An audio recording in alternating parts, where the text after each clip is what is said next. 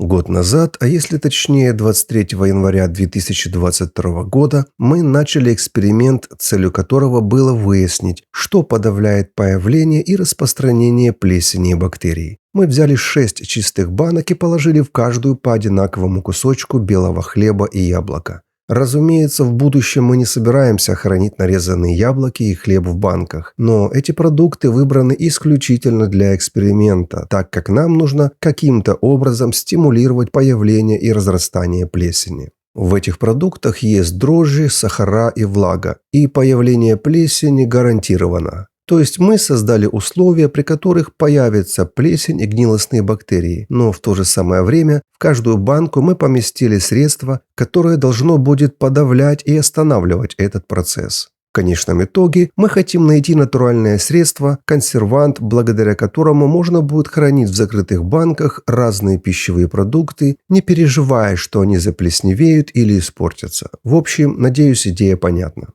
Чтобы ускорить процесс образования плесени, яблоко мы положили прямо на хлеб. Все банки и крышки перед закладкой продуктов были обработаны кипятком. Отвечаю сразу на критику относительно этого. Люди писали нам, что это все ерунда. Нужно в автоклаве прокалить банки и крышки. Нужно стерильное помещение и тому подобное. Да нет же, мы не занимаемся микробиологией. Сами подумайте, кто после этого эксперимента будет потом заморачиваться на кухне со стерильностью.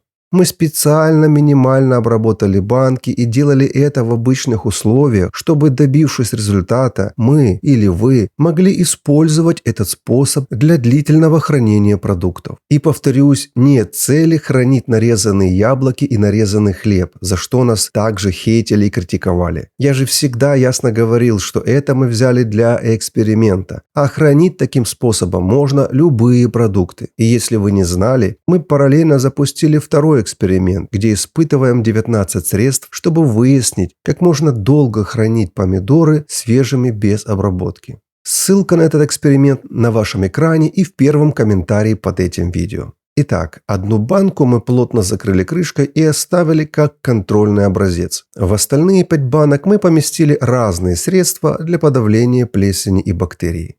В данном эксперименте мы использовали острый красный перец 1 чайную ложку, молотый чеснок 1 чайную ложку, лавровый лист 1 штуку, медицинский спирт 1 чайную ложку и лук репчатый 1/4 часть. Банки мы плотно закрыли герметичными крышками и поставили в прохладное, темное, сухое место.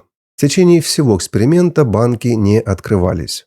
Мы проверяли результат через 1, 3, 6 месяцев, и вот спустя 12 месяцев мы снова достали банки и сейчас посмотрим, что там происходит. Какое из средств лучше всего подавляет плесень и гнилостные бактерии? Внимание на экран. В контрольной банке мы отчетливо видим плесень на хлебе и следы работы гнилостных бактерий. Хлеб стал очень тонким, и на дне банки образовалась жидкость. Это результат работы бактерий, то есть продукты испорчены. Далее вторая банка с красным острым перцем. Немного гнили есть в месте соприкосновения яблока с хлебом, а вот плесени вроде не видно. Яблоко буквально вдавилось в хлеб и стало коричневого цвета. Хлеб стал тоньше. Вывод: острый перец способен подавлять плесень в закрытой емкости, но не может остановить распространение гнилостных бактерий. Третья банка с репчатым луком. Мы можем видеть хлеб в идеальном состоянии, плесени нет, следов распространения гнилостных бактерий нет. Спустя год лук немного изменился, но яблоко практически не изменилось, не считая невыраженного потемнения на срезе, что естественно для яблок. Интересно, что шкурка яблока покрыта капельками влаги, и это мы наблюдали с самого начала все 12 месяцев. Далее 4-я банка с молотым сухим чесноком. Мы выбрали именно сухой чеснок, так как сырой сам провоцирует рост плесени. Итак, что мы видим? Плесень присутствует на соприкосновении яблока с хлебом. Хлеб и яблоко потемнели, но признаков размножения гнилостных бактерий не видно. Вывод: сухой чеснок в закрытой таре может тормозить рост гнилостных бактерий в продукте, а с плесенью не справляется. 5-я банка с лавровым листом. К сожалению, плохо видно, так как банка запотела, но что-то мы все равно увидим. Плесень и признаки гниения присутствуют на месте соприкосновения яблока с хлебом. Хлеб и яблоко потемнели, но результат все равно лучше, чем у контрольной банки, где яблоко и хлеб явно испортились. 6-я банка, на дно которой была вылита чайная ложка медицинского спирта. Хлеб в идеальном состоянии, плесени и следов бактерий нет нигде, однако яблоко потемнело, но без повреждений и деформации. Интересно, что спустя год хлеб выглядит свежим. Также можно видеть, что, подобно как и в банке с луком, на кожуре яблока виднеются капельки влаги.